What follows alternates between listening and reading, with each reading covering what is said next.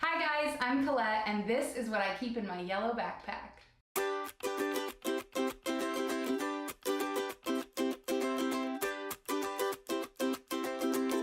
This video is going to be all about the gear that I use when I shoot outdoor photography, landscapes, weddings, portraits, product lifestyle shoots, and then I'm going to be making a separate video talking about what I use when I shoot in studio for stop motion animation and more, so stay tuned for that. Alright, so this is my camera. It's a Sony a7R III. It's super small, lightweight, fast, amazing for traveling. It shoots 4K video, and at 1080p it shoots 120 frames per second, and it's just amazing, and I love it so much. Lenses. So, the lens on the camera is the one I was just looking for, and it's the Sony G-Master 1635 2.8 lens. That one I use mostly just for landscapes. It allows you to get really wide and get as much beauty of the nature in the shot as possible. The next lens that I always use is the 2470 2.8 Sony G-Master lens. This I use most often for sure. 24 is pretty wide and 70 gets pretty zoomed in. I use this when I shoot events and weddings and even portraits and landscapes. Really, if I'm only bringing one lens, this is the one that I bring. This is my Sony 70-200 2.8 lens. It's huge and really heavy, and it kind of feels like I have a child, but I lug it everywhere I go, and even though I only use it every so often, I never regret taking it because it's great for portraits. It creates such a beautiful, soft background. It's also great for shooting anything that's really far away, like animals, or sometimes I call it my paparazzi lens, but I've never actually shot a celebrity with it. And it is also great. I use it for my shots of the San Francisco city and Reykjavik city shots with all the colorful houses, so I love this lens. This is actually probably my favorite lens. It's amazingly lightweight, durable. I take it with me on the go. I use it inside. What's amazing about it is that it makes the editing process so efficient. The way it works is you just take the cap off and then copy. My next thing is my Manfrotto tripod. Manfrotto or Manfrotto? I don't know, whatever. This is a travel tripod. I take this with me when I'm on the go. I never use this in my studio, but you can see how it gets super small and compact. It can fit on the back of my backpack. It's great, and it's also really sturdy when I'm outside. Even if it's windy, this thing has been amazing. Oh, this is called Old Faithful.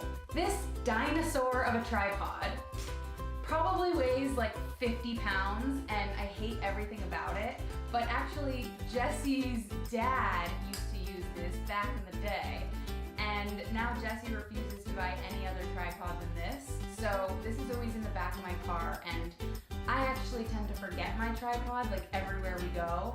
So I have to say, this guy has come in handy many times, which is why we call him Old Faithful, and he's always there. Okay, the next thing I always have with me is my Lee filter kit. So this is the Lee Filters foundation kit that you have to get if you want to use Lee filters. So these are the two graduated neutral density filters that I use. Basically what they do is they balance the exposure in a shot, so instead of having a really blown out sky but a perfectly exposed foreground, you have more of a balance. So the darker part acts like when you wear sunglasses and you can look straight at the sun, and then the bottom part is clear and it just leaves your normal foreground exposure. I probably shouldn't be getting fingerprints all over these, but that's okay. This one is a 0.6 and this one's a 0.9, so it's a 2-stop and a 3-stop, and I can even layer them one in front of the other if I need that much extra.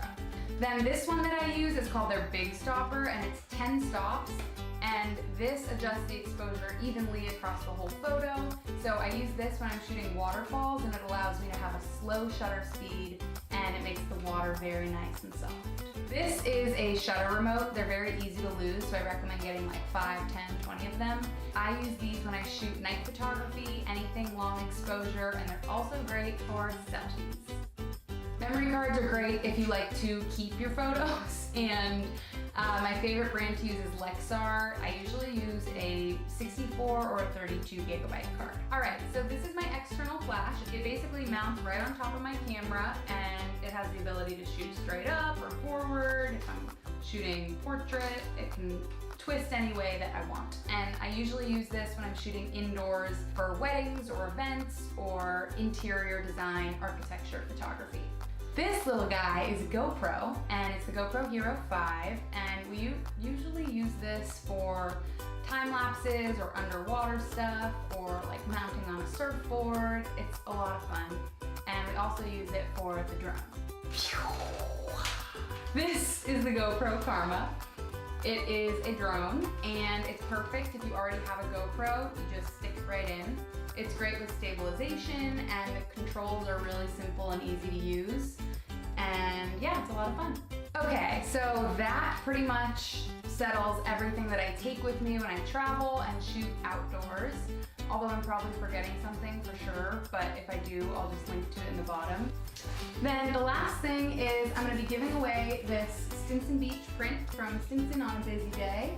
It's 20 by 30 inches, and in order to enter the giveaway, just subscribe to my channel on YouTube.